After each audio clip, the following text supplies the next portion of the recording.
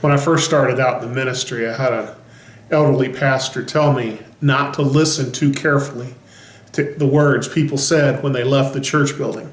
You know how it goes. The pastor stands at the back and everybody walks out. Good sermon, good sermon, good sermon. You hear it over and over again. And he telling me, don't take that to heart too seriously. And ever since then, I've kind of been wary anytime I've heard too much flattery. I'm always suspicious when the flattery is just a bit too sweet for what the occasion calls for. Jesus had that happen to him.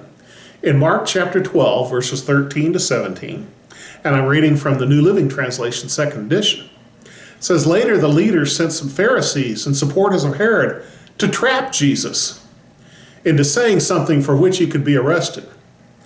Teacher, they said, we know how honest you are. You are impartial and don't play favorites. You teach the way of God truthfully. Now tell us, is it right to pay taxes to Caesar or not? Should we pay them or shouldn't we? Jesus saw through their hypocrisy and said, why are you trying to trap me? Show me a Roman coin and I'll tell you. When they handed it to him, he asked, whose picture and title are stamped on it? Well, Caesar's, they replied. Well then, Jesus said, give to Caesar what belongs to Caesar, and give to God what belongs to God. His reply completely amazed them. The purpose for them coming, the purpose for why they were sent, was to trap Jesus, to get him arrested, to capture and harass him, to demean him, and to prove his impotence. If they could get him to say, don't pay taxes to Caesar, that was an arrestable offense in Rome. And so they started with the flattery. Oh my, you're really honest.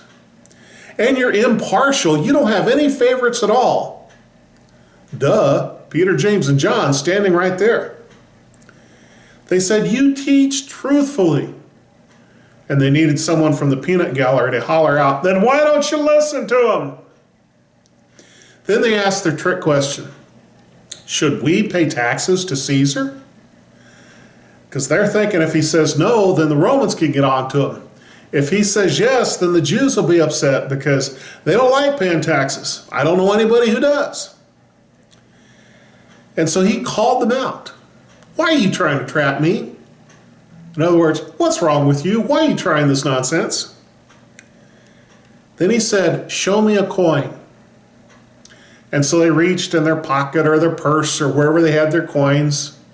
They didn't have pants with pockets in them like we do, but they had a little coin purses and they had sewn in pockets on some of them where they could reach in and grab their coins. And guess what?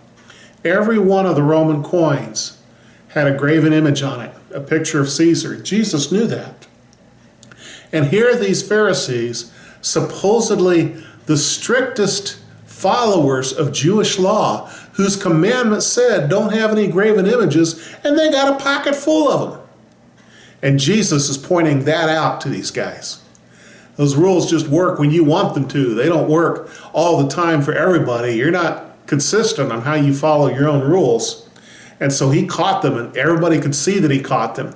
He says, pull that coin out and show me. Then he said, give to Caesar what belongs to Caesar, and give to God what belongs to God. Now that's a good principle of personal financial management. You need to give to the government its portion, for they come and take it from you, because they will come and take it from you. But you also willingly need to give to God that portion that belongs to God. And so often, we put God off till the very last. And if I have money left over, it's not what Jesus said. He said, willingly give to God the portion that belongs to God.